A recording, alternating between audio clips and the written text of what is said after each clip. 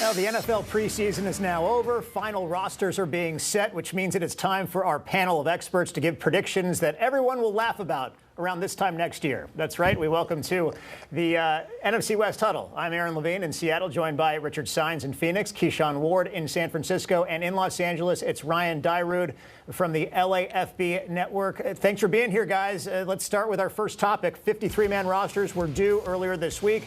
They're continuing to evolve as we approach the openers. But give me the biggest roster surprise on your team this year, either an unexpected player making the team or being cut, or a significant waiver signing. Richard, we'll start with you. Yeah, the Arizona Cardinals going with running back Bam Knight. That was a big surprise, and, you know, he kind of burst onto the scene, had a long touchdown run in the final preseason game against the Raiders, and then you see, whoa, this guy's got some speed, right? He's got that home run type of speed that could take it to the house anytime he gets the ball. So he makes the team, and then, a corresponding move is two running backs don't make the team, in DJ Dallas and Michael Carter, two guys that have experience in the NFL. You know, DJ Dallas was a Pro Bowler last year on special teams.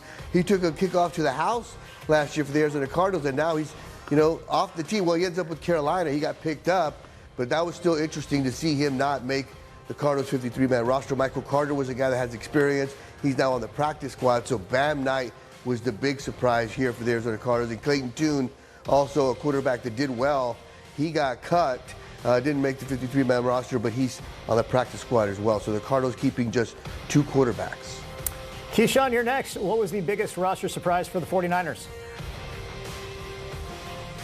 Aaron, the biggest surprise to me was probably Sebastian Valdez being waived by the Niners. Now, granted, he got brought back to the practice squad, but he earned a nickname throughout training camp, being called the Hulk. He was pretty much disruptive throughout the entire training camp. I mean, he tallied 6 tackles, a half the sack, and he's very disruptive for all quarterbacks throughout each preseason game. And he also kind of became a fan favorite, so I didn't expect him to not make the 53-man roster. I thought he'd be, a part of the rotation, with Alfred Collins, C.J. West, and the rest of the boys in the interior. So I thought he would just, make the roster. But other than that, on offense, I expected Jeff Wilson to make the team, but it kind of makes sense now. The fact that they traded for Brian Robinson, Yariel Gruendo as a third-string running back. So the running back room is pretty much deep, but I thought Wilson played pretty well for the Niners throughout training camp and preseason, but now he's back with the Miami Dolphins. By the way, is it just me, or were you excited about Robbie Chosen this offseason, and then he got cut? Am I imagining things? Oh, my God. That's another one. I mean, he did pretty well his last game against the Chargers. He dropped I think a pass against the Raiders or the Chargers. Can't remember which game it was, but he performed pretty well. Now, I don't think him being on the practice squad is going to be something that's going to be long term. I guarantee you he's going to be in that starting room probably come week 1 against Seattle. Okay, well, we will keep an eye on that. Up next to Ryan in Los Angeles, what was the Rams' biggest roster surprise? Yeah, well, first and foremost, gentlemen, great to see you as always. I'm battling a cold, so if I hack up a lung mid-sentence, I do apologize.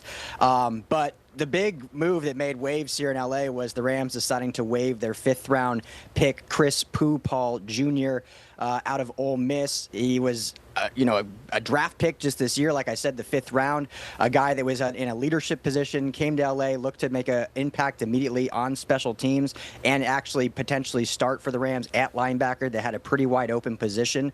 They end up waiving him. He signs with the Seattle Seahawks practice squad, or should I say the Seattle Rams, who just happen to have so many of this Rams team up in the beautiful Pacific Northwest. And I think what made it the most surprising here is, yes, you have a guy like Sean Dolak, who they also signed as a UDFA, who really just pushed him in camp and really earned a spot on this roster. But a guy like Troy Reeder, who's been in this league for a long time, he's a veteran. He's not going to start. It's going to be Nate Landman. It's going to be Omar Speights. So they could have waived Troy Reeder as a veteran. He would not go to waivers, and they could have immediately added him to their practice squad. Instead, they waived the rookie, and then he ends up signing with the Seattle Seahawks. So a bit of a head-scratcher. We'll see if it bites them in the butt, but they seem to be real happy with the room they have, keeping 4. And as for the Seattle Rams, as you mentioned, if you can't beat them, join them. So that's why we are grabbing all of the Rams we possibly can. Aaron. Yeah. Let me say something real quick to Ryan. Ryan, how do you not mention Tanner Ingle. Did you watch that Cleveland Browns game? Oh, my God, he put out like 3 Browns in 1 quarter. I mean, that safety from North Carolina State, I know he's on your practice squad, but, man, I thought he'll make the 53-man roster. Oh, my God. Yeah, it's a good point, Keyshawn. He had a great game. McVay was actually on the broadcast talking to the reporters when he had a couple big hits and was just like, oh, man, Ingle does that every day in practice. So a little surprising. They were just really deep at DB, and they were able to get him over the practice squad. Yeah. Well, as for the Aaron, now I want to say something to Keyshawn, if I could. Keyshawn, how do you let somebody take your nickname, the Hulk, on the 49ers? I thought when it came to the Hulk, you were the Hulk in San Francisco with the schmediums that you wear to show off the body. I'm like, when I heard somebody else's name, the Hulk, I'm like, wait a minute, that's the biggest surprise right there. Hey, Richard, he earned it on the field. I'm doing the weight room, so it's a little different. I got to give him that.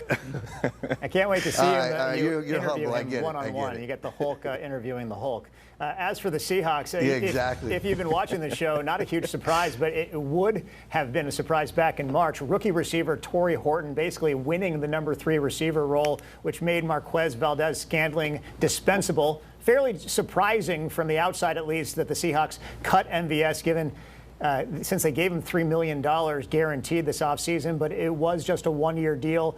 It looks like his connection to Clint Kubiak from New Orleans last season was not strong enough. He was not overly effective during the preseason. We wish him nothing but drop balls and ineptitude when he's with the 49ers now, especially in week 1. But again, we've been talking about it for the last month or so. Torrey Horton won this job more than MVS lost this job. Horton's shown his potential as second-round talent that dropped to the 5th round in this year's draft because of a bad injury last year.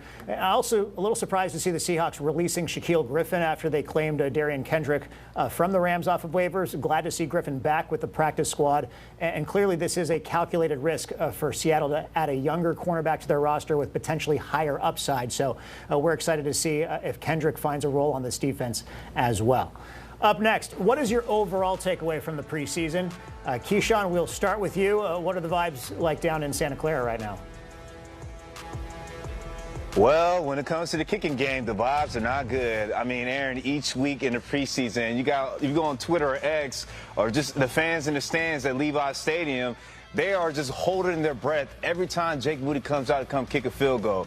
Now, he quieted down the noise after that Raiders game, making that game winner for 59 yards. But other than that, man, the consistency is not there. Now, John Lynch did say it's kind of surprising to him because, Moody won them a game against the Raiders, but how long is that going to be sustained throughout the season? I mean, against the Chargers, even him kicking off when it went out of bounds, you can see Kyle Shannon's face. He was just despising Moody in that moment. And it really taught me a lesson about the NFL. I mean, I truly believe that Moody probably would not be on this roster if he was not drafted 3rd round. And I know, the GM and head coach, they want to look right with their draft picks, so you don't want to let go Moody. I mean, that's kind of why they let Greg Jussel go earlier in training camp, because if it's, neck and neck, they're going to go with the guy that was drafted by them higher in the draft round. So that is no good vibes right now when it comes to Niners in the kicking game.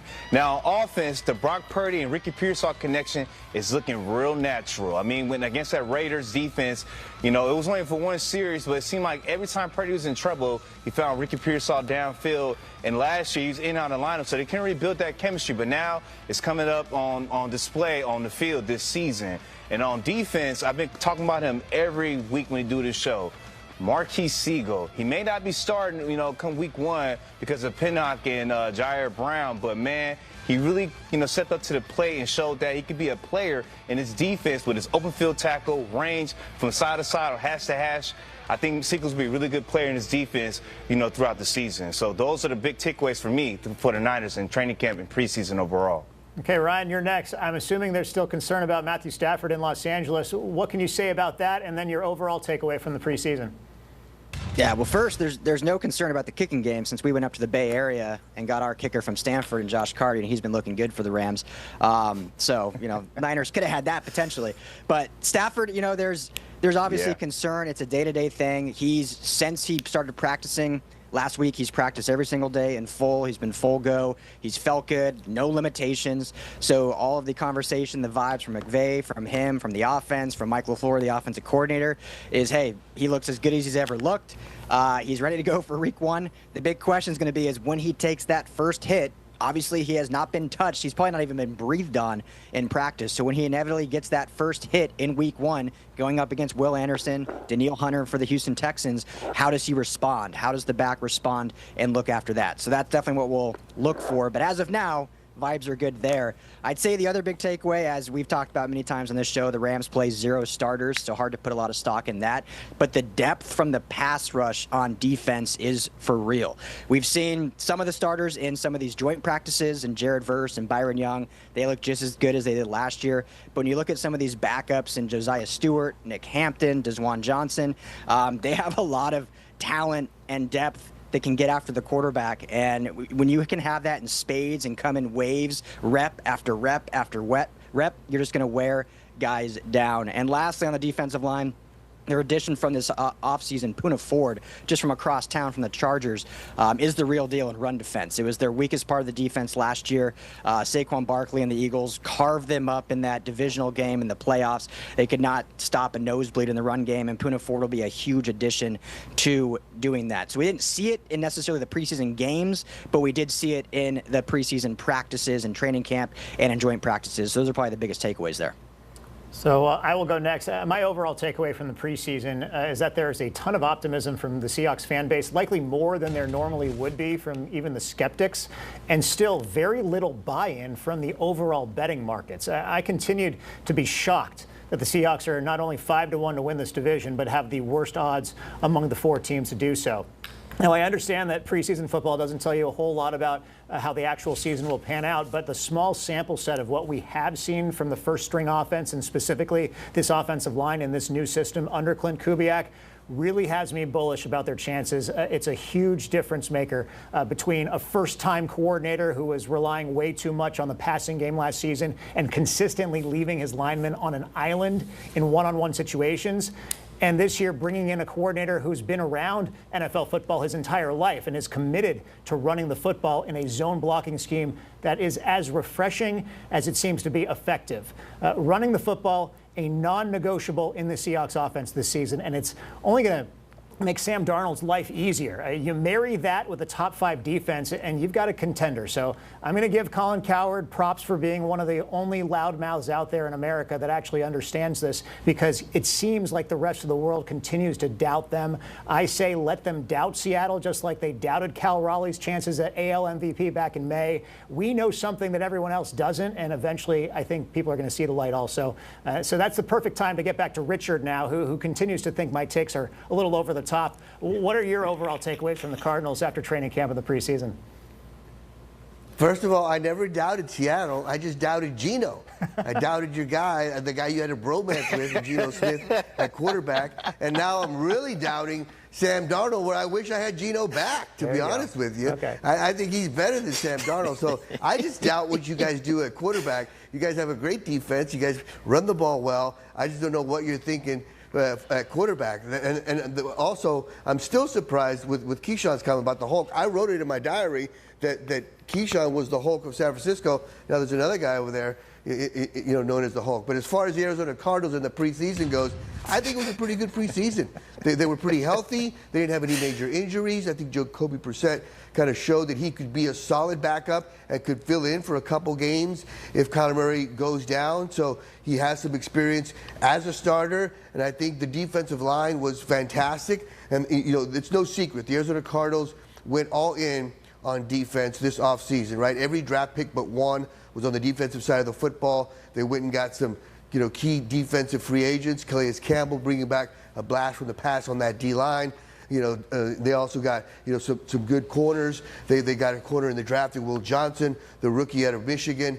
But Jordan Birch, the kid out of Oregon, the 3rd-round pick, the linebacker, really got after the quarterback. And that's what I liked from the preseason from the Arizona Cardinals defense, was pressure on the quarterback, because they're going to have to do that with those young corners. And the young corners got some good work in the preseason. Will Johnson, as I mentioned, started quite a bit, so it's going to be interesting to see how that develops, because you know how it goes, right? You put pressure on the quarterback, it helps out the back end of the defense.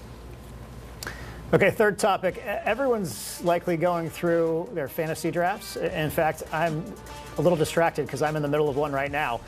Give me a sleeper fantasy pick from your team, maybe a player who could be overrated this season in most drafts. Ryan, we're going to start with you and the Rams. Who is overrated and who might be a sleeper? Yeah, the Rams in fantasy are not the best, I guess, team to kind of go after, because since Matthew Stafford's been in LA, he's basically targeted one guy. So if you get that guy, a la Cooper Kupp in 2021, a la Puka Nacua in 2023, you were sitting pretty, but he doesn't really feed anyone else on the offense to give you much. And then Kyren Williams obviously is a very stable running back. But if I am going to pick a sleeper, I'm actually going to go with the tight end Tyler Higbee. Obviously, he's a veteran, been there forever, but he's in the final year of his contract with the team. They drafted Terrence Ferguson out of Oregon with their first pick in the draft in the second round to be the heir apparent for the position. He's not quite ready yet, and I anticipate Tyler Higbee to kind of leave it all out there to get one more contract, whether it's with the Rams or elsewhere in free agency. So he's going to want to have a big season, as they all do, but as the best he can in the final year. So I'd put Tyler Higbee as maybe a sleeper tight end stream play there. And a little bit overrated, I might actually go Puka Nacua. I do think the addition of Davante Adams is going to take away from Puka Nacua's production in terms of fantasy value. Obviously, he's still a huge part of the offense in terms of just on the field, but we could see some different touchdown production. And I think Davante Adams has already, built a good rapport with this Rams offense, with the coaching staff. They trust him in play calling, and so he's going to eat into that a little bit. I don't think we'll see like a Cooper Kupp-like season for either one of them in those fantastic years. They'll be a little bit more spread out, but I think Puka Nacua is probably a little less valuable than he was last year or the year prior. And Puka Nacua is going in the first round of a lot of drafts, or at least at the beginning of the second round of drafts. Richard, you're next. Which Cardinals players are most people sleeping on in their fantasy drafts?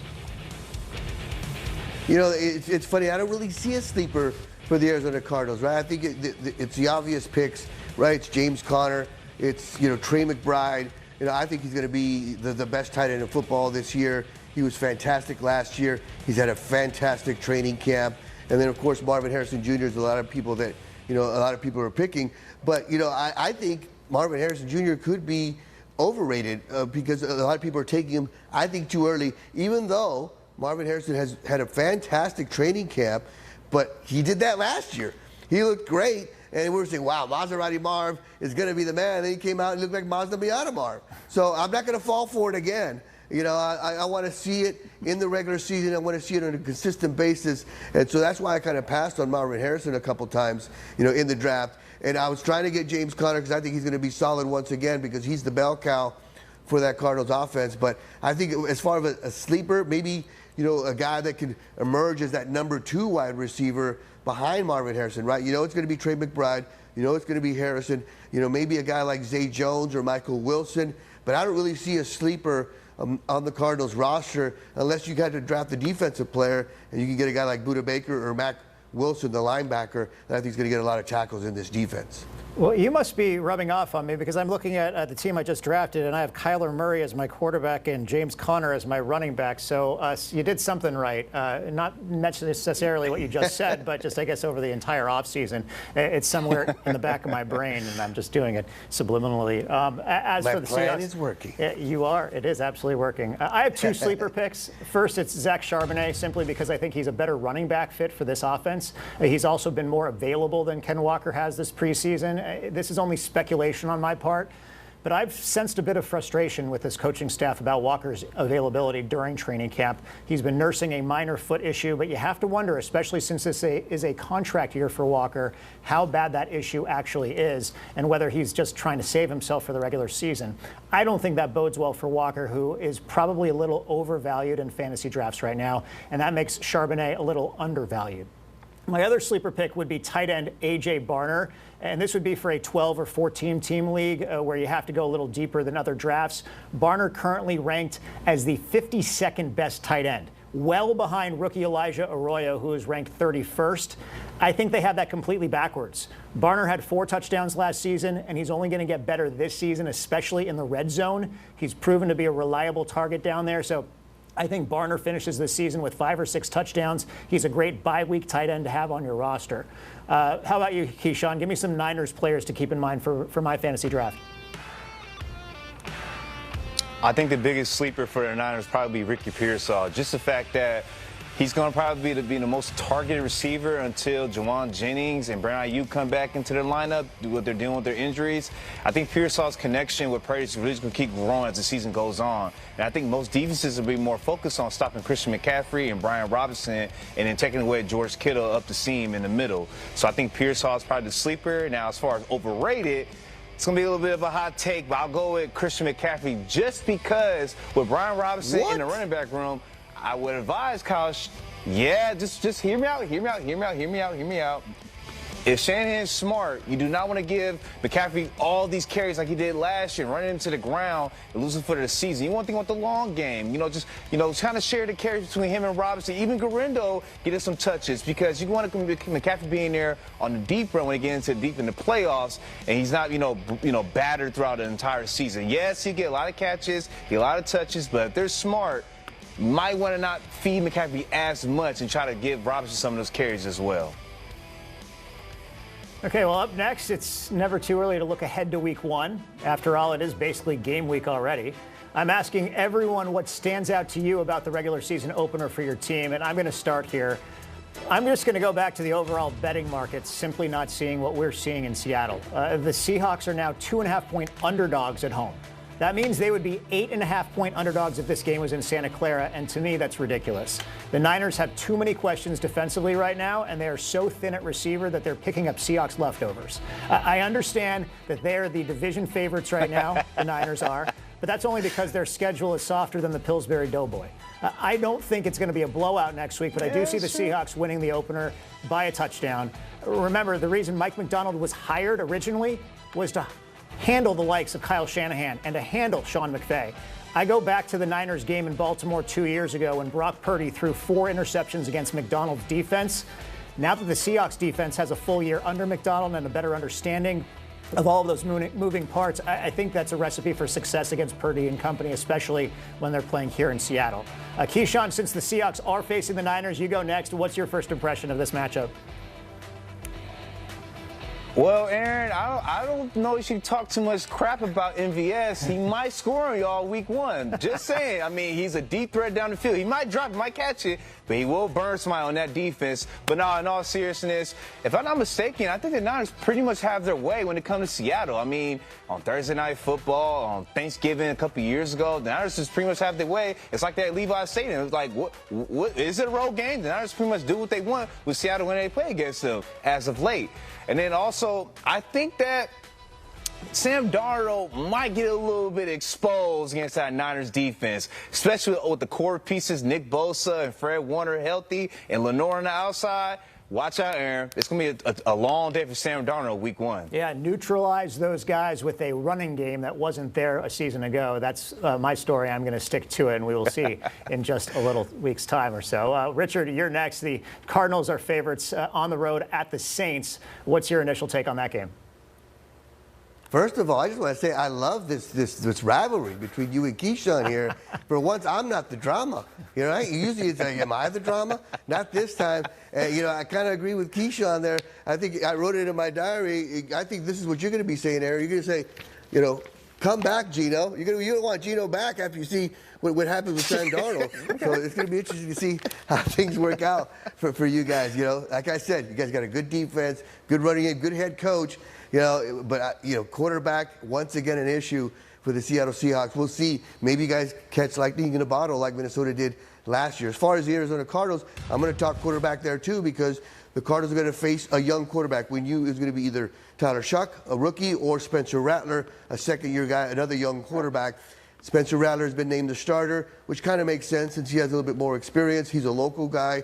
He's from here, from Pinnacle High, so that's going to be interesting to watch him go up against the hometown team. And I think it's interesting. You guys were talking about, Seattle being an underdog at home.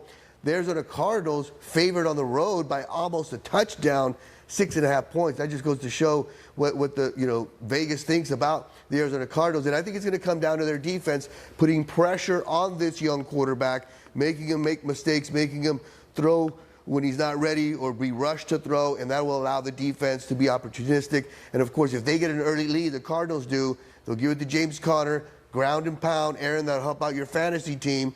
Doesn't help out the chimichangas because I got Christian McCaffrey, but I also got the handcuff on that too. So I think it's going to be the defense getting after the young quarterback for the Saints, getting an early lead, and then running away with it. And in the meantime, I just drafted Josh Carty as my kicker. So there you go. Everybody is rubbing off on me right now. Ryan, the Rams host the Texans. Your first thoughts on that game? Aaron, might as well just name your team the NFC West Bandits or something. Exactly. But yeah, last I checked, the Rams were 2.5 point home favorite. So basically a coin flip against the Texans here. The biggest matchup here obviously is going to be that pass rush, primarily against left tackle. Alaric Jackson is supposed to take his first actual reps in practice this week. We'll see how that goes, how his body responds as he is still battling back from blood clots. So he has not faced any contact in the entire offseason. So if he is not a go, it will be DJ Humphries in for him most likely at left tackle. If he is a go, it could still be some of his first live reps since last season, in 6 months or so. So that's going to be huge. And then, guess what? You're protecting a quarterback that has a kind of bum back. So that's going to be a huge storyline throughout the entire game. And then bigger than that almost is how McVay is going to call this game to take some of the pressure off of that situation. Kyren Williams just got a big 3-year contract extension. Is he going to run the ball 25, 30, 35 times a game? I've talked a lot on our show over the last 3 years. If the Rams run the ball 30-plus times, they have like a 95% winning percentage, something like that. When they run under it, it drops a lot lower. So will they stick to the run to take the pressure off Stafford, not let Danielle Hunter and Will Anderson kind of pin their ears back? And we'll see how that goes. Because if it starts getting eerie there, that's where Houston, I think, can actually come away with this game. Well, we appreciate everybody's take on that one. And we've kind of run out of time. So we had one more topic, which we will save until next week. That's going to do it for us here on the NFC West Huddle. We thank everybody for joining us from Phoenix to Los Angeles and the Bay Area as well. Next we've got a full preview of Week 1 as the regular season gets going. Also, by the way, check out all of Ryan's great coverage of the Rams on LAFBnetwork.com, and of course, all of our respective Fox websites as well. I want Gino back. Come back, Gino. Yeah, you know what? I can only imagine Gino in this year's offense with the Seahawks, but we will never know. Instead, it is Sam Darnold. See you guys next week. Thanks so much.